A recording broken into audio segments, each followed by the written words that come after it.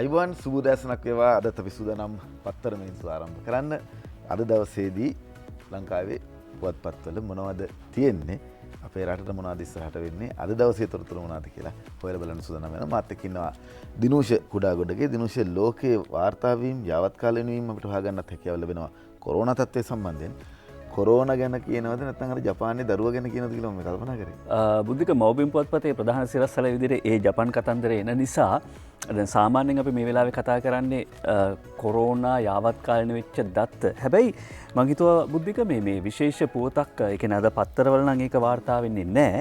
හැබැයි BBC ලෝක සේවයේ වාර්තා කරලා තිබුණ football legend Diego Maradona, one of the greatest players of the older time, has died at the age of 60 කියලා මේ වාක්‍යය එහෙමම කියවන්න හේතුව මේ ප්‍රවෘත්තියේ මූලය කොතනද තියෙන්නේ කියලා තියෙන්න බෑ. නැත්නම් අපිට හිතිච්ච Facebook වල ගිය පමණින් මේවා කියන්න බෑනේ.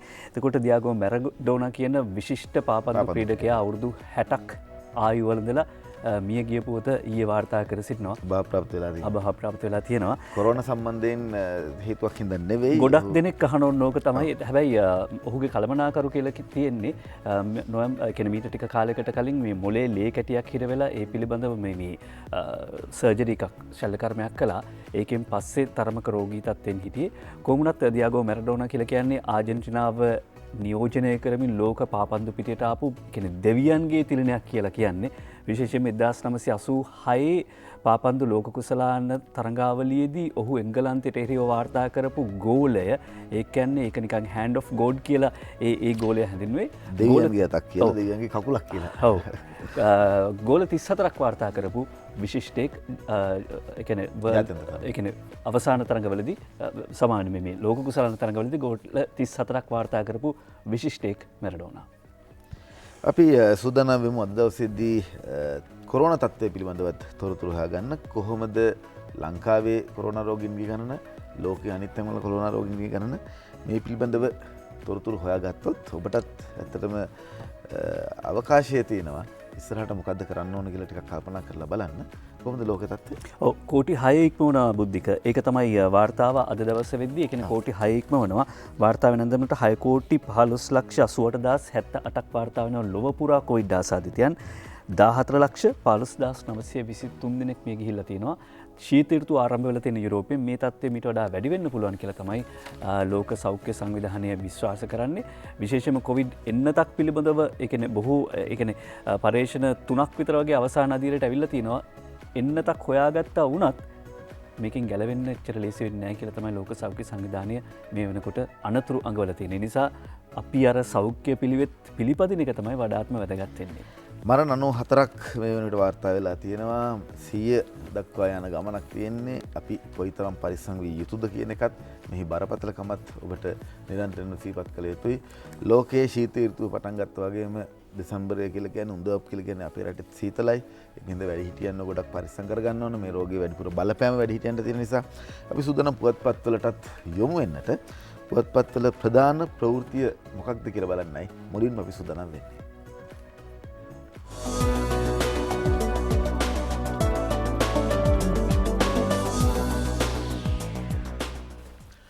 අද මං දිවයින පුවත්පතෙන් ප්‍රධාන ප්‍රවෘත්ති ආරම්භ කරන්න සූදානම්. කොරෝනා අවදානම නිසා මහනුවර පාසල් 45ක් වසයි. කොරෝනා අවදානම නිසා මහනුවර පාසල් 45ක් වැසේ.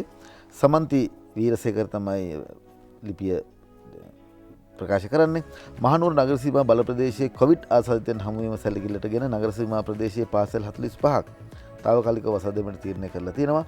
අම්බලන්ගොඩ ධර්මාශෝකයට කිසිදු සිසුවෙක් ඇවිල්ලා නැහැ. ගාලේ ලලිත් චාමින්ද සහ SK කළුආරච්චි තමයි වාර්තා කරන්නේ. ඊයේ වන විට පාසල් පැමිණීම 51ක්, ළමයින්ගේ පැමිණීම ගුරුවරු 82ක්, අධ්‍යාපන ලේකම් වාර්තා කරනවා. මෙන්න මේ විදිහට පළමු පුවත අද වාර්තා කරනවා මහනුවර පාසල් 45ක් වැසේ දිවයින පුවත්පත. ඔව්, ඒ తాවකාලික කියන වචනේ නැතුව අද පුවත්පත වාර්තා කරනවා ප්‍රධාන සිරස්වලය. අද පුවත්පතේ ප්‍රධාන සිරස්වලය ගෙන එන්නේ චමිල් රූපසිංහ සහ ෂේන් සෙනවිරත්න මහනුවර නගර සීමාවේ පාසල් 45ක් වසා දමයි. අපි ලංකාදීප පුවත්පතේ මුල් පුවතට යන්න සූදානම්. ලංකාදීප පුවත්පතේ මුල් පුවත ගෝල් ෆේස් වැඩබිමක 100කට කොරෝනා, ඉන්දානුවෝ 54ක්. නිමන්ති රණසිංහ, ඉන්දිකා රාමනායක, ශ්‍රීනාත් ප්‍රසන්න ජයසූරිය තමයි වාර්තා කරන්නේ. ලංකාදීප පුවත්පතේ මුල් පුවත. කොටුව ගාලු මුහුදුර ආසන්නයේ පිහිටි පෞද්ගලික ඉදිකිරීම් වැඩබිමක සේවකයන් 100 දෙනෙකුට වැඩි පිරිසක් කොරෝනා වෛරසය ආසාදනය වී ඇති බවට වාර්තා වී ඇතයි COVID-19 පැතිරීමේ ජාතික ක්‍රියාන්විත මධ්‍යස්ථානයේ පවසයි කියලා ප්‍රකාශ කරලා තිනවා. බෝල්ෆේස් වැඩබිමක 100කට කොරෝනා. තවත් පොගුරක් පිළිබඳව අරුණ පුවත්පත ප්‍රධාන සිරස්සලේ ගෙනෙන හැබැයි බුද්ධික ඊට කලින් ඒත් එක්කම අරුණ පුවත්පත වාර්තා කරන මේ ඡායාරූපයක් තියෙනවා. කතා කරන ඡායාරූපයක් ප්‍රදීප් දඹරගේගේ.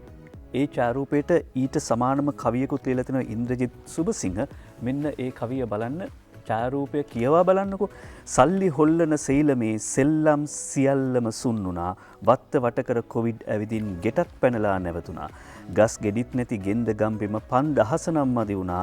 බඩේ පණුවනී දොස් නවත්තන් සලාකේ මට හිමුණා. පොඩි එකාගේ මූණ දිහා බලන්න අර මාස්ක් එකකින් වැහිලා තියෙන කොටස අත්තරියන් පස්සේ ඒ මූණේ ඇස් දෙකේ තියෙන කතන්දරේ ඔබට කියව ගන්න පුළුවන්. ඒ අද අරුණ පුවත්පතට ප්‍රදීප් දඹරගේ ගෙනෙන ඡායාරූපය සහ ඉන්ද්‍රජිත් සුබසිංහගේ කවිය. හැබැයි ප්‍රධාන සිරස්තලේ වාර්තා කරන්නේ අරුණ පුවත්පතට තිස්ස රවීන්ද්‍ර පෙරේරා පොලිස් පොකුරෙක් 1500 පනි ක්ෂේත්‍ර බලකා මූලස්ථානයත් ආක්‍රමණය කරයි. කොළඹ තිමිරගස්සාය පිටි පොලිස් ක්ෂේත්‍ර බලකා මූලස්ථානයේ කොවිඩ් ආසාදිතයන් වාර්තා වීමත් සමග එම භූමිය සම්පූර්ණයෙන්ම දින 14කට හුදකලා කිරීමට ඊයේ තීරණය වී තිබෙනවා. දිනමන පුවත්පතේ මුල් පුවත යනට සූදානම්. දිනමන පුවත්පත අද වාර්තා කරනවා පාස්කුදා ප්‍රහාරයට වර්ධකරුවෙකු වුවහොත් දඬුවම දීමට සූදානම්. මෙහෙම කියන්නේ හිටපු ජනපති මෛත්‍රී පාල සිරිසේන මැතිතුමන්. සුභාෂිනී සේනානායකයි මේ වාර්තාව ඉදිරිපත් කරන්නේ. පාස්කු දින එල්ල වූ ත්‍රස්ත ප්‍රහාරය සම්බන්ධයෙන් සිදු කෙරෙන කිසියම් විමර්ශනයකින් වර්ධකරුවෙකු වුවහොත් Tamanට එරෙහිව නෛතික ක්‍රියාමාර්ග ගැනීමට අසාධාරණ නොවන බව හිටපු ජනපති මෛත්‍රීපාල සිරිසේන මහතා කොමිසම හමුවේ ප්‍රකාශ කරා කියලා සඳහන් කරපු පුවත තමයි දිනමින මුල් පුවතට අද අරගෙන ආවිලා තියෙන්නේ. බුද්ධික කියපු පුවත ඒ කියන්නේ W.A. සිල්වා මහත්මයාගේ නවකතාවක තියෙන ඒ කියන්නේ ප්‍රවෘත්තියක්ද එහෙම නැත්නම් නවකතාවකට වස්තු බීජ වෙන්න පුළුවන් කතාවක්ද මේ. අද මව්බිම් පුවත්පතට කීර්ති මෙන්ඩිස් තමයි ප්‍රධාන සිරස්තලයේ හැටියට මේ වාර්තා කර සිටින්නේ. ජපානයෙන් පන්නගෙන තරුණියයි ලංකාවේ පෙම්වතයි අල්ලයි මූදු කටුවේ නිවසක සැඟවිඳලා පෙම්වතිය දැන් සිව්මස් ගැබිනියක් බුරුකාවක් ඇඳගෙන මාතෘ උසායනයටත් ඇවිත් මේ පුවතේ පොඩ්ඩක් කිව්වට කමක් නැති වෙයි නේද? ඔව්. ඒ අනුව මීට අවුරුදු 3කට විතර කලින් ලංකාවේ තරුණෙක් ජපානයේ රැකියාවට යනවා. ගිහිල්ලා ජපානයට යනවා. ගිහිල්ලා අධ්‍යාපනය අතරතුරේදී part time job එකක් කරනවනේ. කරන්නේ ජපානයේ සිටි කෝටිපතියගේ ගෙදර වැඩ කරනවා. ඒ අතරේ අවුරුදු 15ක ඒ කෝටිපතියාගේ දියණිය සමග ප්‍රේම සම්බන්ධයක් ඇති වෙනවා. කොහොමුණත් අවසානයේදී මේ අවුරුදු 15ක් වයසති පෙම්වතිය සමග මේ ශ්‍රී ලාංකික පෙම්වතා ලංකාවට එනවා. ලංකාවට ආවම ඒක දැනගන්නවා මේ දෙමාපියෝ දැනගෙන ඒක තානාපති කාර්යාලයට ප්‍රකාශ කරනවා. එතකොට මව්බිම් පුවත්පත කියනවා කටුනායක ගුවන්තොට පොලිසිය ඒ දෙමාපියන් විසින් දැනුවත් කිරීමෙන් පස්සේ පෙම්වතා හා ජපාන් පෙම්වතිය ඔවුන්ගේ බහරටගෙන පෙම්වතිය පමණක් ඔවුන් රඳවාගෙන පෙම්වතා මුදා හැර තිබුණා.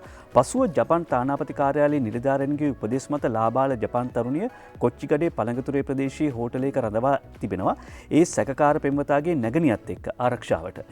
ඒ ජපානයේ සිට තරුණියගේ මව ශ්‍රී ලංකාවට පැමිණෙනතුරු කොහොම හරි ආරංචි වෙනවා මේ යුවලට අම්මා එනවා කියලා ලංකාවට. ඒ කියන්නේ ජපානයේ ඉඳලා මේ යුවතියගේ අම්මා එනවා කියලා ලංකාවට. ඊට පස්සේ මේ යුවතිය සහ මේ යුවල පැන යනවා. දැන් බුද්ධික මේක නීතියට අනුව ගත්තාම මේක හරිද වැරදිද කියන ප්‍රශ්නේ තියෙනවා. මේ සමහරට අර දෙවෙන්දරා සංඝලගේ නොරක සංඝලගේ වෙනම පරම්පරාවක් වෙන්න පුළුවන්. අලගිය ඇත්තෝ තවත් කතාවක්. හැබැයි දැන් මේකේ නීතිය අනුව මේක හරිද වැරදිද කියන්නේ යන එක බුද්ධිකටවත් මටවත් කියන්න බෑ. මොකද අපි සියලු දෙනා නීතිගරුක පුරවැසියෝ. ජාත්‍යන්තර නීතියට වගේම රටේ නීතියට. එක තැනක් තියෙනවා බුද්ධික සංවේදී වෙනවා. සැකකාර යුවල කොච්චිකඩේ පොලිසියට ගෙනවිත් ප්‍රශ්න කළේ සැකකාර පෙම්වතාගේ දෑතට පමණක් මාංචු දමා තිබියදීය. ජපාන් තරුණිය ඔහුගෙන් මොහොතකටවත් ඉවත්වීමට කැමැත්ත පළ නොකළාය. කියන්නේ මොහොතකටවත් තමන්ගේ පෙම්වතාගෙන් ඈත් වෙන්න ජපාන් තරුණිය කැමති වෙලා නැහැ. මලක සුවඳ ඒ කියන්නේ මලක කියනවානේ අර වැට කොටු බැඳ මලක සුවඳ වට කරගත නොහි ආදරයේ නොහිම් සුවඳ අනන්තයට ඇසේ. මේක වගේ කතා ගැන ටිකක් වෙනස් විදිහකට හිතන්නත් වෙනවානේ. ඉන්දික අද උදේ පාන්දර දිනුෂිත ආදරේ මතක් වෙච්ච විදිහ කොහොමද නේද? අපි දිවෙන පුවත්පතේ තවත් පුවතකට යන සුදනම් ගම් 5ක් ලොක්ඩවුන්. දිවෙන පුවත්පත වාර්තා කරන්නේ කොළඹ සමාගමක ඉන්දීය 53කට කොරෝනා පෑලිගොඩ පොකුරෙන් ඊයේ තවත් ආසාදිතයන් 294ක්, වත්තලින් සමස්ත ආසාදිතයන් 926ක්, 15447ක් සුවය ලබති. රෝහල වලින් පැනගිය කුඩුලෝලි ආසාදිතයන් 6ක් යලි අල්ලයි. ගැබිනි මව්වරුන් දෙකකට කොරෝනා, කේතුමතියේ වාට්ටු 2ක් වැසේ මේ පානදුරේ. කටුනායක ගාමන්ට් එකක තවත් කොරෝනා ආසාදිතයන් 33ක්. සමන් ගමගේ තමයි මේ වාර්තාව ඉදිරිපත් කරන්නේ දිවයින පුවත්පතට. අරුණ පුවත්පත වාර්තා කරනවා ගම් දනව් සිසාරා ඉගිලයයි කොරෝනා කියලා. ඒ අනුව දකුණු කළුතර දුම්රිය ස්ථානයේදී මගින් 180කට PCR පරීක්ෂණ කරලා තියෙනවා.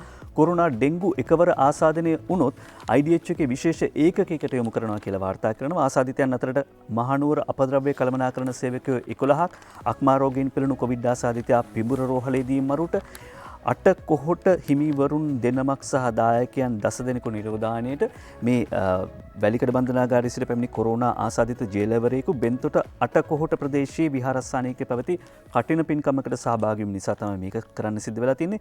ජනපති නියමෙන් කටුනායක කොරෝනා පාලනයට නාවික හමුදාව, ලේඩි රිජ්වේ කාර්ය මණ්ඩලයේ 24කට කොරෝනා ආසාදිත දරුවන් හා මවරුන් 40ක් රෝහලට, ජායල පොදු වෙළඳපොළ හුදකලාවෙන් මිදෙයි. යුනියන් ප්‍රදේශයේ ආයතනික සේවය කළ ඉන්දියානුව 53කට කොරෝනා, මල්වානේ එකම පවුලේ 5ක් ආසාදිතයි. ඊයේ උදෑසන වන විට වාර්තා වෙච්ච ආසාදිතයන් අනුව පොලිස් පොකුරේ 19යි, STF 17යි, බන්ධනාගාර 24යි, විවිධ 10යි, එකතුව 458යි කියලා අරුණ පුවත්පත කියනවා. කවද්ද දිනෝෂ අපිට මේ පොකුරු කියන එක නවත්තන්න පුළුවන් වෙන්නේ නේද? දැන් වෙනද පොකුරක් කිව්වම පස්සේ අපි ආසයි, සතුටුයි. පොකුරු කියන්නේ කට්ටිය එකතු වෙනවා කියන එක. දැන් අද පොකුරු කිව්වම පස්සේ කතා කරන්න බය හිතෙනවා. ඔව්, අවසානයේදී සිද්ධ වුණේ ලොකු පොකුරක එකක් වෙන්න කියලා පෝස්ටුවක් පළ වෙලා තිබුණා. හොඳයි. ලංකාදීප පුවත්පතේ පුවතකට යන සූදානම් පැය 24ක වාර්තාව කියලා කොළඹ දිසා කොරෝනා රෝගීන් 259න් 255ක් නගරයේ කියලා වාර්තා කරනවා. නිමන්ති රණසිංහ ඒ වාර්තාව ගෙනන්නේ ලංකාදීප පුවත්පතට. කොළඹ දිස්ත්‍රික්කයේ ඊයේ පෙරවරු 6න් අවසන් වූ පැය 24 තුලදී සොයාගත් කොරෝනා වෛරසය ආසාදිත 259 දෙනා අතරින් රෝගීන් 255 දෙනෙකුම වාර්තා වී ඇත්තේ කොළඹ නගර සීමා බල ප්‍රදේශයේ බව කොවිඩ් පැතිරීමේ ජාතික ක්‍රියාන්විත මධ්‍යස්ථානය කොවිඩ් වැළැක්වීමේ ජාතික ක්‍රියාන්විත මධ්‍යස්ථානය ප්‍රකාශ කරලා තියෙනවා. මෙයින් ආසාදිතයන් 90 දෙනෙක්ම වාර්තා වී ඇත්තේ කොම්පඤ්ඤ විදිය ප්‍රදේශයෙන්. ඒ වගේම තමයි බ්ලූමැන්ඩල් ප්‍රදේශයෙන් රෝගීන් 44ක්, මරදාන ප්‍රදේශයෙන් 39ක්, ග්‍රෑන්ඩ් පාත් ප්‍රදේශයෙන් 26ක්, වැල්ලවත්ත ප්‍රදේශයෙන් 23ක්, දෙමළ ප්‍රදේශයෙන් 21ක්, මට්ටක්කුලි ප්‍රදේශයෙන් 6ක්, අලුත්කඩ ප්‍රදේශයෙන් 6ක්, කොල්ලුපිටිය, රත්මලාන, මිරිහාන, වැල්ලම්පිටිය ප්‍රදේශවලින් එක් ආසාදිත බැවිනුත් වාර්තා වෙලා තියෙනවා කියලා වැඩි වශයෙන් උත් සඳහන් කරලා තියෙනවා. අද පුවත්පත ගෙනෙන සිරස්වරයක් තියෙනවා. ඒ තමයි ස්වයන් නිරෝධානයට යම් අයෙකු ලක් කළොත් අනේ දෙයියනේ පවුලේ සියලු දෙනා අදාළ ස්ථානයේම රැඳී සිටින්න කියලා. අනේ දෙයියනේ කියන වචනේ නෑ මේ පොලිස් මුලස්ථාන නිකුත් කරපු නිවේදනය. හැබැයි පවුලේ සියලුම දෙනා එතන යන්න එන්න එපා කියලා. මොකද වාර්තා වෙලා තියෙනවා පොලිසියට මෙහෙම ස්වයන් නිරෝධානයට ලක් කළාම PHI මහත්තුරු වෙන්නේ නෑ, පොලිසිය අයන එකක් නෑ කියලා එහා මෙහා යනවා කියලා කවදාවත් යන්න එපා. අල්ලපු ගෙවල්ලට ගිහිල්ලා කියනවලු අපි මේ නිරෝධානයට ලක් කරලානේ තියෙන්නේ. ඒ පණිවිඩය කියන්නත් සමහරවට යනවලු. පොලිස් වාර්තා සඳහන් කරනවා. ඒ නිසා එහෙම යන්න එපා. බණ්ඩාරගම හා අලවතුගොඩ ග්‍රාම නිලධාරී වසම් 5ක් පසා දමයි කියලත් අද පුවත්පත වාර්තා කරනවා. දිවෙන පුවත්පත වාර්තා කරනවා ශානිට කොරෝනා කියලා. දිවෙන පුවත්පතේ මේ වාර්තාව ගෙනෙන්නේ සමන් ගමගේ ශානිට කොරෝනා මහර වැලිකඩ බන්ධනාගාර රෝහලට එවයි අධිකරණයට ව්‍යාජ සාක්ෂි ඉදිරිපත් කළ බව කියන සිද්ධියක් සම්බන්ධයෙන් රක්ෂිත බන්ධනාගාරගත කර සිටින වැඩතහනමට ලක් වූ ජ්‍යෙෂ්ඨ පොලිස් අධිකාරී සහ අපරාධ පරීක්ෂණ දෙපාර්තමේන්තුවේ හිටපු අධ්‍යක්ෂ ශානි අබේසේකර මහතාට කොරෝනා වෛරසය ආසාදනය වී ඇතයි බන්ධනාගාර දෙපාර්තමේන්තුව සඳහන් කරා කියලා වාර්තාවක් ඉදිරිපත් කරනවා දිවයින පුවත්පත. ඔව්, බුද්ධික එහෙම කියද්දී මේ වගේ උදාරතර නිලධාරීන්ට ඇයි මෙහෙම කරන්න කියලා හරින් ප්‍රනාන්දු මන්ත්‍රීතුමා ප්‍රශ්න කරනවා. අද අරුණ පුවත්පත වාර්තාව ගෙනෙනවා. ඒ අනුව ඇයි ශානිගෙන් මෙහෙම පලිගන්නේ? හැමෝම එක්කම ප්‍රසිද්ධියේ කතා කරන අපේ රංජන් රාමනායක මන්ත්‍රීතුමා එක්ක කතා කරලා කියලා ශානිගෙන් මේ පලි අරගෙන තියෙන්නේ. අද ශාන්ට කොවිඩ් හැදිලා කියලා වාර්තා වෙනවා. මෙවැනි උදාරතර නිලධාරියෙකුට මේ විදිහට කරන එක නවත්තන්න කියලා අපි ආණ්ඩුවෙන් ඉල්ලා සිටිනවා. ශානි අබේසේකර වහාම IDH රෝහලට මාරු කරන්න.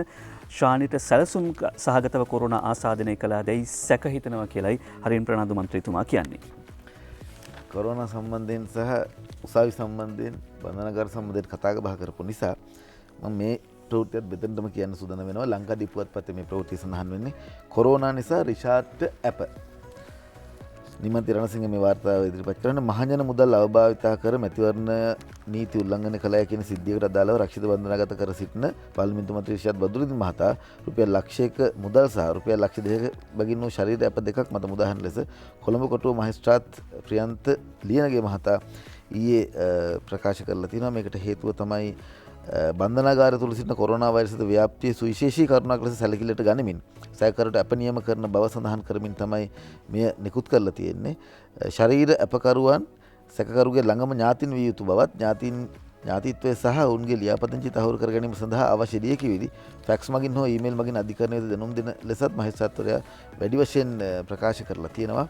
කොරෝනා නිසා තමයි රිෂාඩ්ට අප ලැබිලා තියෙන්නේ. බුද්ධික මේ නීතිපතිතුමාගේ දැඩි විරෝධතා මැද්දේ තමයි මේ අප ලබා දුන්නේ අප දැඩි අප කොන්දේසි මත කියලා සඳහන් කරනවා. එතකොට බුද්ධික ඔය පොත කියපු නිසා මේ අද අරුණ පුවත්පතට උදේජීව ඒකනායක වාර්තා කරනවා තවත් කාරණාවක්. ඒ තමයි සමුපකාර ගම්මානයකට මිලියන 775ක් වේදම් කළා රිෂාඩ්ගේ කාලේ තවත් වංචාවක් විමර්ශනය කිරීම CID පාර අරගෙන තියෙනවා.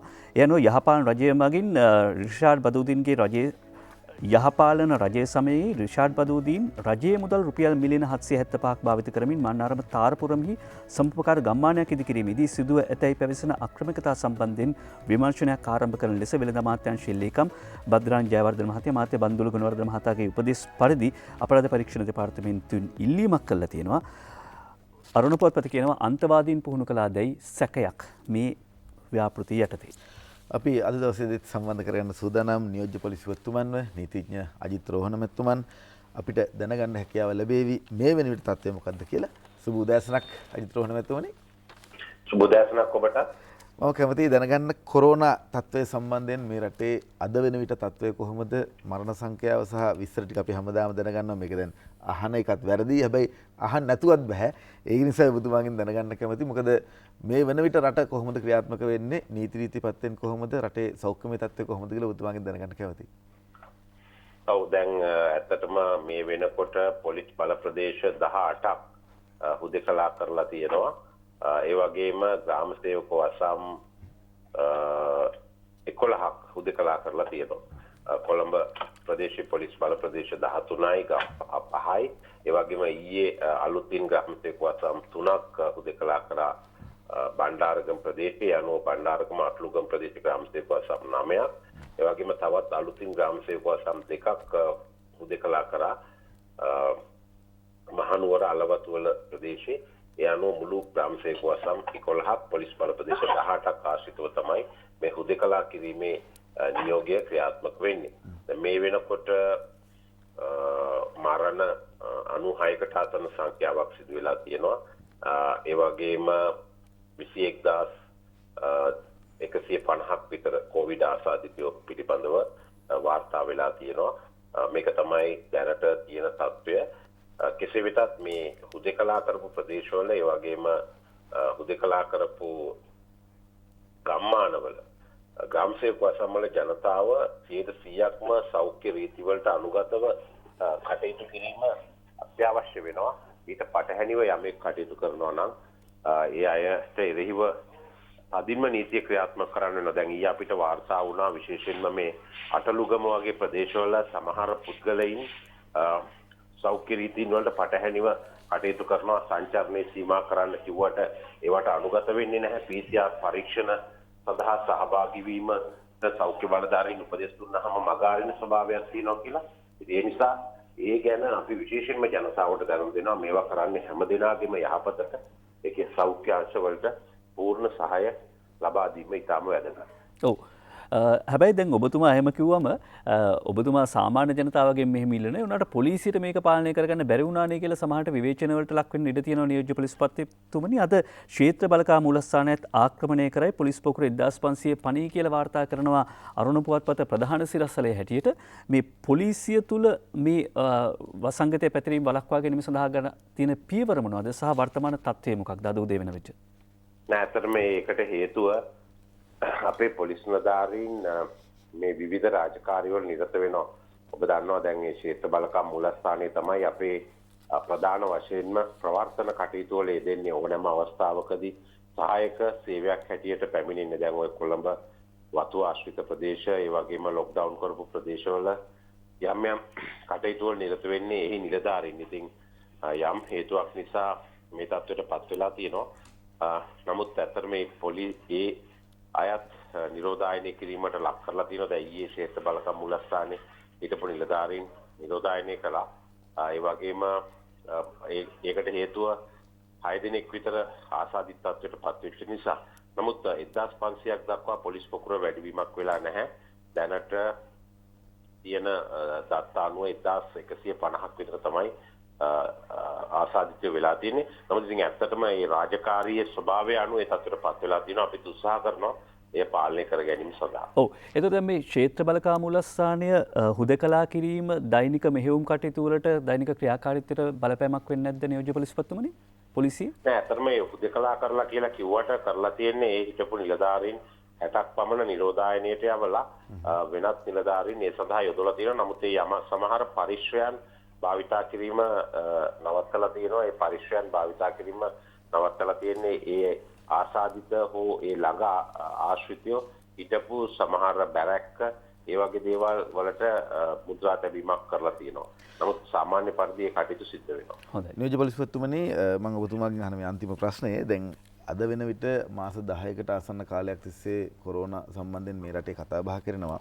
ඒක දැන් පොලිසියේ නිලධාරීන්ට මේ දේ ඇති වෙනකොට අපි වෙනුවෙන් ගිහිල්ලා අපේ ජනතාව වෙනුවෙන් වැඩ කරලායි ඔවුන්ට මේ තත්ත්වයට මුහුණ දෙන්න සිද්ධ වෙලා තියෙන්නේ.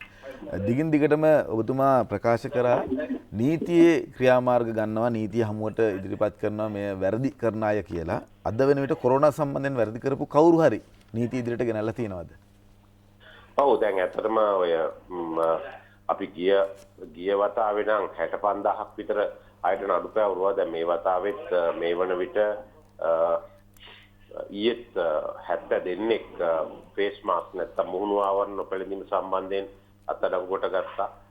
මේ වන විට 660ක් මේ ඔක්තෝබර් 4 වෙනිදා ඉඳලා මේ දක්වා කාලය තුල මුහුණු ආවරණ නොපැළඳී ඒ වගේම දුරස්ථභාවයේ තබා නොගත් අය අත්අඩංගුවට ගැනීම කරලා තියෙනවා. හොඳයි බොහොම ස්තුතියි. බය වෙන්න හරි ඕන නැත්තම් මේ දේ නවත්ත ගන්න බෑ නැත්තම් සිතනවා මේ නීති දැම්මට නීතිය ක්‍රියාත්මක වෙන්නේ නැත්තම් ඔන්න කමන්නේ මාස්ක් එක ඕනේ නැහැ එහෙම කියලා හිතන් ඉන්නවනේ. ඒක නිසා ඒ පිළිබඳව තොරතුරු දැනගත්තේ. බොහොම ස්තුතියි අපිත් එක්ක සම්බන්ධ වුණා නියෝජ්‍ය පොලිස්පතිතුමන් නීතිඥ අජිත් රෝහණ මෙතුමන් කොරෝනා සම්බන්ධයෙන් සහ මේ රටේ තියෙන වර්තමාන සත්‍ය සම්බන්ධයෙන් කතා බහ කරන්න. දැන් මේ පොලිසිය නිලධාරි මහත්තුරු මේ කොරෝනා හැදෙන්නේ ඔවුන්ට ආසාදනය වෙන්නේ අපිට මේ සෞඛ්‍ය සම්පන්නව ජීවත් වෙන්න කියන්න ගිහිල්ලා. ඒ කියන්නේ අපේ සෞඛ්‍ය ගැන හිතන්න ගිහිල්ලා තමයි මේ අවධානම ගන්න සිද්ධ වෙලා තියෙන්නේ. විශේෂයෙන්ම මේ මොහොතේදී මේ සියලුම රාජ්‍ය නිලධාරීන් තමන්ගේ රාජකාරියට එහා ගියපු සේවයක් ඉටු කරන්නේ. කියන්නේ පැයාටේ රාජකාරිය කියලා එකක් හිතාගෙන වැඩ කළොත් මේක මෙහි විදිහට මර්ධනය කරගන්න බෑ. ඒ නිසා මේ සමස්ත රාජ්‍ය සේවකයන්ට අපේ කෘතවේදීත්වය පළ කරන්නේ. ඒ කියන්නේ ආරක්ෂක අංශවල ඉන්න, සෞඛ්‍ය අංශවල ඉන්න, මහජන සෞඛ්‍ය පරීක්ෂකවරු, ඊට පස්සේ උපයෝගිතා සේවාවන් තියෙනවා. ජලය, විදුලිය මේ සියලු සේවාවන් වල ඉන්න රජයේ සේවකයන්ට විශේෂයෙන්ම ගෞරවය පළ කරන්න අපි අවස්ථාව බවට පත් කරගන්නවා මෙය. ජීවිතය යනු ඥානවන්තයන්ට සිහිනයක්, මෝඩයන්ට සටනක්, ධනවතෙකුට ප්‍රහසනයක්, දුප්පතෙකුට දුක්ඛාන්තයක් කියලා කියනවා. ජීවිතේ ඥානවන්තයන්ට සිහිනයක් නම් ඒ සිහිනය ලස්සන කරගන්න කොහොමද ධනවත්තු ප්‍රහසනයකට එකපත් කරගන්නේ? නැත්නම් ඒක සතුටකටපත් කරගන්නේ? මෙන්න මේ දේවල් අපි කොරෝනා ගැන කතා කරද්දිත් එතනින් එහාට ගිහිල්ලා එයින් ගොඩ එන්න තොරතුරු හොයනකොට ඒ පිළිබඳව කතා බහ කරද්දිත් වැදගත් වෙනවා. LPL අපේ රටේ ක්‍රීඩාවෙන් මේ ලෝකෙට ගියපු කාරණා ගැන කතා බහ කරද්දි ක්‍රිකට් තමයි වර්තමානයේදී වැඩි වශයෙන්ම කතා බහට ලක් වෙන්නේ. LPL සම්බන්ධයෙන් ගොඩක්ම යාවත් කාලන වෙලා තියෙන දිනෝෂය. බුද්ධික මෙහෙම දැන් ක්‍රීඩාව කියලා කියන්නේ දැන් අපිට බොහෝ විට තවමත් ඒ කියන්නේ ක්‍රීඩාව කියන්නේ ක්‍රීඩාව විතරයි. හරිද? ඒ කියන්නේ ඒකේ ස්කෝර් එක කීයද දිනනවද පරදිනවද ඒක විතරයි. හැබැයි ක්‍රීඩාව කියන එක මේ වෙනකොට ක්‍රීඩාව කියන එක විලාසිතාවක්. ඊට පස්සේ ක්‍රීඩාව කියන එක සංචාරක කර්මාන්ත ඒ කියන්නේ සංචාරක කර්මාන්තයට ඒක ක්‍රීඩාව සම්බන්ධ වෙනවා. රටේ ආර්ථිකයට සම්බන්ධ වෙනවා. ඊළඟට ක්‍රීඩාව කියන එක කලාවක්. ඒ කියන්නේ ක්‍රීඩා සාහිත්‍යයක් කියලා එකක් තියෙනවා. ක්‍රීඩා කියලා ජනමාධ්‍යවේදයක් තියෙනවා. දැන් වෙනම එකක් තියා අද අපි වෙනදා උදේ පත්තරමේන්තුවේ පවත්තන්න එම නැත්නම් පත්‍රමේන්තු අරගෙන එන්නේ ස්වාධීන රූපවාහිනියේ 23 කුරුගේ මැදිරියේ ඉඳලා අංක 1 මැදිරියේ ඉඳලා අද අපි ඉන්නේ මේ HD ස්ටුඩියෝ එක කියලා අපි හඳුන්වන නවතම මැදිරිය. හේතුව තමයි අද සිට මේ ස්වාධීන රූපවාහිනිය ඔස්සේ LPL තරංගාවලි විකාශනය කරන්න පටන් ගන්නවා. දැන් අද අපි ඉන්න මේ ස්ටුඩියෝ එක මේ චිත්‍රාගාරය නැත්නම් මේ මැදිරිය මේක ටිකක් වෙනස්. මේ උඩින් ලයිට්ස් පහත් වෙනවා, කැමරා මේවා වෙනස්. ඒ වගේම තමයි දැන් මැච් එකක් කවර් කරනවා කියලා කියන්නේ බුද්ධික ගැන මට වඩා හොඳින් දන්නවා. ඒ කියන්නේ මේ මැච් එකක තියෙන කැමරාස් කොච්චරක් තියෙනවද? ඒක පාවිච්චි කරන තාක්ෂණය මොකද්ද? ඒ කියන්නේ මේ ක්‍රීඩාවත් එක්ක තාක්ෂණයත් වර්ධනය වෙලා තියෙනවා. ඒ නිසා ලංකාවේ මේ අද LPL තරඟාවලිය ආරම්භ වෙන කියලා කියන්නේ ලංකාවේ ක්‍රීඩා ආර්ථිකය, ක්‍රීඩා සංස්කෘතිය කියන එක නැවත අලුතෙන් ඒ පරිච්ඡේදය ලියන්න පටන් ගන්නවා. ඒ අනුව තමයි අද මේ අරුණ පුවත්පත වාර්තා කරන්නේ 8 වසරක් විලිලා LPL අද උපදී. මෙරට ක්‍රිකට් ක්ෂේත්‍රයේ නවමාවතකට යොමු කරමින් පැවැත්වෙන ලංකා ප්‍රීමියර් ලීග් 2020 ක්‍රිකට් තරඟාවලිය අද හම්බන්තොට මහින්ද රාජපක්ෂ ක්‍රිකට් ක්‍රීඩාංගණයේදී ආරම්භ වෙනවා. තරඟාවලිය ආරම්භ කරමින් රාත්‍රී 8ට පැවැත්වෙන පළමු තරඟයේදී කැන්ඩි ටස්කර්ස් පිලට එරෙහිව කොළඹ කිංස් තරඟ වදිනු ඇතුයි. කොළඹ කිංස් පිලේ නායකයා වශයෙන් ඇන්ජලෝ මැතිව්ස්, කැන්ඩි ටස්කර් පිලේ නායකයා වශයෙන් කුසල් ජනිත් පෙරේරා කටයුතු කරනවා. මේ ලංකාවේ ක්‍රීඩා ඉතිහාසයේ නව පිටුවක් පෙරන අවස්ථාවේදී ස්වාධීන රූපවාහිනියත් මාධ්‍ය ආයතනයක් විදිහට ඒ පිටුවේ නම සටහන් කරන්නේ ඉතාම ආඩම්බරයි. දිවෙන පුවත්පතටත් දිනමින පුවත්පතටත් වාර්තා කරනවා ක්‍රීඩා පිටුවේදී සම්පූර්ණයෙන්ම LPL තරඟාවලිය සම්බන්ධයෙන් LPL වර්ණවත් කිරීමට අතරමැදදී තවත් විදේශ ක්‍රීඩකයන් තරඟාවලිය අධ්‍යක්ෂ රවින් වික්‍රමරත්න මහතා මෙහෙම ප්‍රකාශ කළා තියෙන්නේ. අපි ජනප්‍රියත්වයේ සම්බන්ධයෙන් සහ අර දිනෝෂ කතා බහ කර පැහැදිලිවම කොහොමද ටූරිසම් එකත් එක්ක මේක සම්බන්ධ වෙන්නේ, ජනප්‍රිය කණ්ඩායම් ඇවිල්ලා මේ දේවල් ජනප්‍රිය කරවන්නේ කොහොමද කියලා. අපිට තියෙන හොඳම උදාහරණය තමයි IPL එක. නැත්නම් ඉන්දියා ප්‍රීමියර් ලීග් තරඟාවලිය. ඉන්දියා ප්‍රීමියර් ලීග් තරඟාවලිය කොයිතරම් ප්‍රමාණයක් බලනවද? ගොඩක් රට දුබායි රටේ එක පවත්වනවා, එක රටවල් වලට මේක පවත්වන්න ගෙනියන්නේ පවා. ඒ ජනප්‍රියත්වය සහ මුදල් කොහොමද මේකත් එක්ක සංසරණය කරන්න කියන කාරණාවත් එක්ක යතරතුරේදී වැරදි වැඩක් දෙනවා. ඔට්ටු අල්ලන දේවල් නම් මනම් ඒ දේවල් වෙනවා. අපි ඒ ගැන කතා නොකරින්නෙමු. ඒ නීති දැඩිව ක්‍රියාත්මක කරනවා කියලා ශ්‍රී ලංකා ක්‍රිකට් ආයතනය කියනවා. එහෙම අක්‍රමිකතාවලට ඉඩක් නැහැ කියලා ක්‍රිකට් බලධාරීන් සඳහන් කරනවා. ක්‍රිකට් ලොව කලබා පිටේ යලි සරසා එක්ව ජයගමු ලොවම ජයගමු LPL අද ආරම්භය කියලා තමයි දිනමින ක්‍රීඩා පිටුව වාර්තා කරන්නේ. දිනමින විතරක් නෙවෙයි සියලු පුවත්පත් තමන්ගේ ක්‍රීඩා පිටුවට මේ රටේ පැවැත්වෙන සුවිශේෂී ක්‍රීඩා මංගල්‍ය සම්බන්ධයෙන් වාර්තා කරලා තියෙනවා. ඉතාමත්ම වැදගත් මේ කොරෝනා අවස්ථාවෙන් ගොඩ එන්න හදන වෙලාවේ මෙහෙම දේවල් කරලා ශක්තිය ධෛර්යය මේ රටට හිමි කරලා දෙන එක ගැන. ඔව් දැන් රටේ මෙහෙම මේ වසංගතයක් සමහරලාට පවතිද්දි මේ වගේ තියන්න පුළුවන්ද කියලා සමහරලාට කෙනෙක් ප්‍රශ්න කරනවා වෙන්න පුළුවන්. හැබැයි ලෝකය සාමාන්‍යකරණයට නව සාමාන්‍යකරණයට පත් වෙමින් යනවා. ඒකට සෞඛ්‍ය නීති රීති පිළිපදිමින් මේ ආර්ථික ක්‍රියාවලිය පවත්වාගෙන යාම වැදගත්. අනිත් එක අවුරුදු 8ක් තිස්සේ බලාගෙන හිටියා. ඊළඟට මේකෙන් දේශීය ක්‍රීඩකයන්ට ලැබෙන පන්නරය ජාත්‍යන්තර ක්‍රීඩකයන් එක්ක එක කණ්ඩායමේ වැඩ කරන්න, එක කණ්ඩායමේ සෙල්ලම් කරන්න ලැබෙනවා. ඒ නිසා අපි අලුත් තරුණ පරම්පරාව හඳුනා ගන්නට අවස්ථාවක් ලැබෙනවා. බුද්ධික මේ ඉතිරි පුවත්පතවලට අපිට යන්න පුළුවන්. ඔව්. කොතනින්ද පටන් ගන්න කතන්දරේ? මම පටන් ගන්නවා ලංකාදීප පුවත්පතෙන් ශ්‍රී ලාංකික දියණියක් ඡන්දයෙන් ඕස්ට්‍රේලියා මොනෑස් නගර සභාවට. ඡන්ද නම් ඉතින් කොහේ ගියත් හරි අපි දෙනවා. ශ්‍රී ලාංකික දියණියක් ඡන්දෙන් ඕස්ට්‍රේලියා මොනෑස් නගර සභාවට. ඒ පිළිබඳව තිලින්ද සිල්වා තමයි වාර්තාව ගෙනන්නේ. ලංකාදීප පුවත්පතයි මේ වාර්තා කරන්නේ. ශ්‍රී ලංකාවේ උපත ලැබූ තරුණියක වන අංජලි ද සිල්වා ඕස්ට්‍රේලියාවේ වික්ටෝරියා ප්‍රාන්තයේ පළාත් පාලන මැතිවරණයේදී මොනෑස් නගර සභාව සඳහා මන්ත්‍රීවරයෙකු ලෙස ඉකුද්දා තේරීපත් වුණා කියලා සඳහන් කරනවා. ඇගේ ලස්සන ඡායාරූපයක් එක තමයි මුල් පිටුවේම මේ වාර්තා කරලා තියෙන්නේ. අංජලි සිල්වා මොනෑස් නගර සභාවට තේරීපත් වෙත්තේ එරට හරිත පක්ෂයෙන් වන අතර ඇය ඉදිරි සිව්වසර කාල සීමාවකදී මොනෑස් නගර සභාවේ නාගරික මන්ත්‍රීවරයෙකු ලෙස කටයුතු කරයි. ඇය වික්ටෝරියා ප්‍රාන්තයේ පළාත් පාලන ආයතනයකට මන්ත්‍රීවරයෙක් ලෙස පත් වූ පළමු ශ්‍රී ලාංකික සම්භවයේ යුතු තැනැත්තියයි.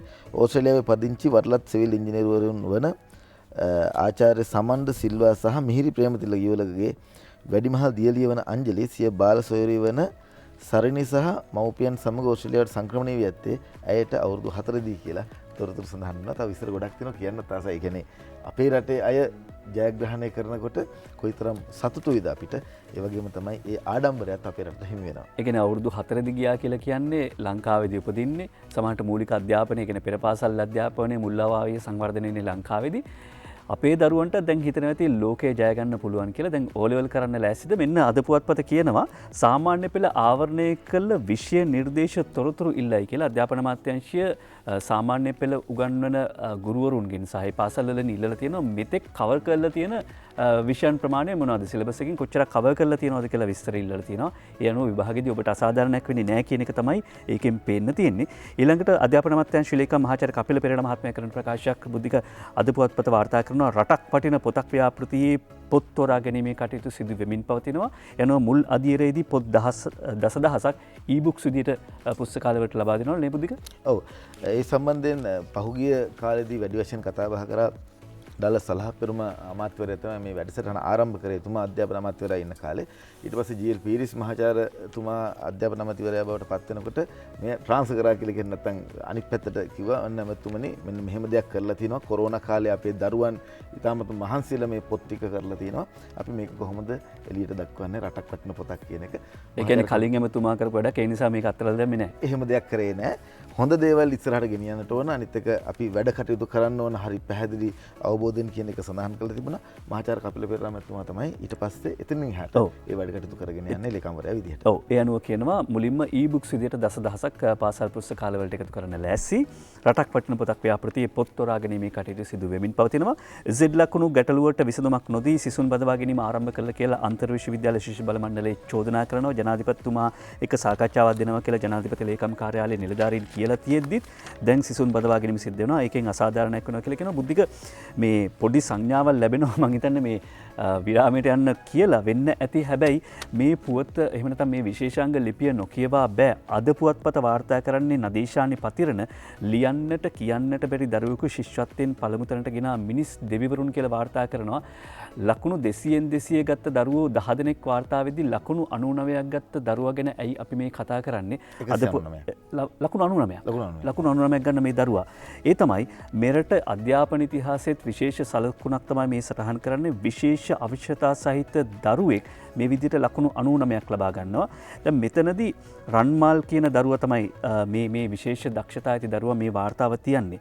මේ වාර්තාව විශේෂයෙන්ම ගෙනෙන්නේ මේ විදිය දරුවෝ අතරමං වෙලා ඇති සහ අතරමං ඒ කියන්නේ දරුවෝ උඩට ගන්න තියෙන උත්සාහයන් අමතක කරලා ඇති. හැබැයි විශේෂයෙන්ම අම්මලා තාත්තලාටත් වඩා මේ ගැටලුව මේ දරුවන්ගේ බර දැනෙන්නේ අම්මලා. මේ අම්මා කියනවා රමාල්ගේ මව කියනවා මට අවශ්‍ය වුණේ සාමාන්‍ය දරුවන් යවන ඉස්කෝලේකට යවන්න. මේ විශේෂ අවශ්‍යතා සහිත දරුවන්ට උගන්වන ඉස්කෝලේකට යවන්න මට උවමනාවක් තිබුණේ නැහැ. මම හිතුවා සාමාන්‍ය දරුවන් යවන ඉස්කෝලේකට යවන්න ඕනි කියලා. හැමෝම මට කිව්වේ නෑ විශේෂ අධ්‍යාපනය ලබන පන්තියකට දාන්න කියලා.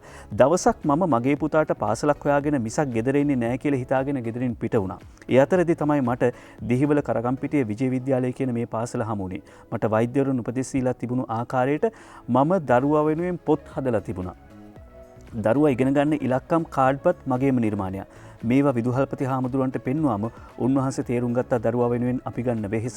උන්වහන්සේ දරුවාව පාසලට ඇතුළත් කරගත්තා. 3 පන්තියට මම දරුවා ඇතුළත් කළා. පුතාට ඉගෙනීම කරන්න පහසුව සඳහා මටත් පන්තියේ රැඳී සිටින පහසුකම් ලබා දුන්නා. ඒ වගේම පුතාගේ පන්තියේ අනිත් ළමයින් පුදුම සහයෝගයක් පුතාට ලබා දෙනවා. පුතා පාසලට බාර දෙන හිටියේ වෙනත් ගුරුවරයෙක්. ඇය මාස 5ක් වගේ කාලයකදී විශ්‍රාමකයා. ඉන්පසුව 4 පන්තියට ආව අරන්දර කියන ගුරුතුමිය දරුවට ඉතාමත්ම ආදරේ. ඇය පුතාට ගොඩක් ආදරේ, පුතත් ආදරේ. ගුරුතුමී සියලු ළමයින්ට මගේ පුතේ කියලායි කතා කරන්නේ. මගේ පුතාට කතා කරන්න බැරි වුණත් අංග චලනයෙන් කතා පවත්වන්න පවා ගුරුතුමිය අවස්ථාව ලබා දෙනවා. හැමෝගෙම සහාය නිසා අද මගේ පුතා ජය අරගෙන ඉන්නවා. මිනිස් දෙවිවරු අපිට මුණ ගැහෙනවා. බුද්ධික ඇයි අපි මේ කතාව මෙච්චර කාලේ මිඩංගු කරගෙන කියන්නේ කියලා. ඇතරම ගුරුවරු කොයිතරම් වටිනවද, ඒ දරුවගේ අම්මා කොයිතරම් වටිනවද, දරුවා අතහැරලා දැම්මේ නැහැ. කොහොමද ඉස්සරහට ගෙනියන්න ඕන?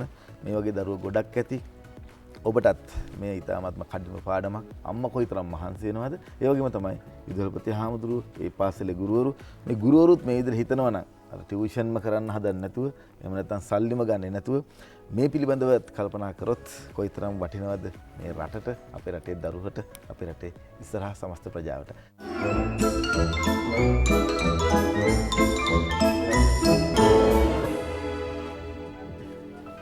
අද දවසේ පද 4න් කාටුන් සහ කවි ආරම්භ කරන්න සූදානම්. විදුර අබේනායකගේ දවසේ පද 4 විපතක් උනත් කළු ඉරිදා සිදුවීම මට නම් බාර ගන්නට බැහැ වගකීම. මෙහෙමයි හිටපු මුල් පුරවැසියගේ කීම සතුටකි ගමේ මන්ත්‍රීවරයා වීම. ඒව ගැන අපි මොනවත් කියන්න නැතුව මෙහෙම කියමුකෝ. MD විරරත්නගේ මරිසිපාල කාටුනේ මෙහෙම තියෙනවා කියලා. රජයේ ව්‍යාපාර 52ක් දුවන්නේ පාඩුවටලු. ඉතින් ආණ්ඩුව දුවන්නේ ලාභටය. දිනවෙන පුවත්පතේ අංජන ඉන්ද්‍රජිත්ගේ කාටුනය ජනපති 2015 2019 මෙහෙමයි මේ කාටුනේ ඉදිරිපත් කරන්නේ. ඇස් පියාගෙන කන්වල අගුළු ගහගෙන තමයි පාලනය කරලා තියෙන්නේ. ඇහිලත් නැහැ, දැකලත් නැහැ. රංචගොඩ ළමයා කට කහනවට කියන කවි අරුණ පුවත්පතින් නිපුට ගන්නවා. ආකර්ෂණයටයි සංචාරකයන්ගේ අරාබි බසින් ලිව්වේ දැම්නීම් පුවරු.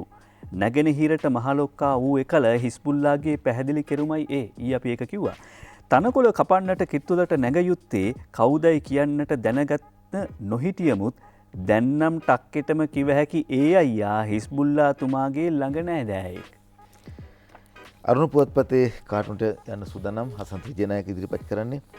අනිල් වික්‍රමසිංහ මහත්මයා මුළු UNP එකම කාලේ ඉවරයි. දැන් සැලඩ් එක විදිහට ජාතික ලැයිස්තු මන්ත්‍රී දුරතුමට දෙනවා කියලා තමයි අරුණ පුවත්පත දැකලා තියෙන්නේ. හසන්ත විජේනායක UNP එක කාලේ ඉවරයි. කටු කැලි දෙකක් විතරක් පැත්තක තියෙනවා. ඒ අතරතුරේදී ජාතික ලැයිස්තු මන්ත්‍රී ධූරය යතුරු පසක් විදිහට ලබා දෙනවා. ඒක නම් එපා කියලා කියනවා. එම තමයි අද අරුණ පුවත්පත වාර්තා කරන්නේ. ඒ අරුණ පුවත්පත නේද මේ ඊට පස්සේ දැන් ඔය වගේ කතාවක්ම තමයි අද චමෝද් පද්මශ්‍රීටත් හිතෙන්නේ කාටුනේ නිර්මාණය කරන්න. ශ්‍රී සමයන් කාටුනේ රටේ ආර්ථිකයේ හාන්සීලු එකම මන්ත්‍රීකම අරගෙන ආර්ථිකයේ ගොඩ දාලා දෙන්න කියලා ඒගොල්ලන්ගම අය රනිල් මහත්තයාට කියනවා ඕන්න දැවැන්ත පක්ෂයක් හාන්සි කරලා හුස්ම ගන්නවත් ඉඩ නොදී තව එකක් බාර දෙන්නද හදන්නේ මේ.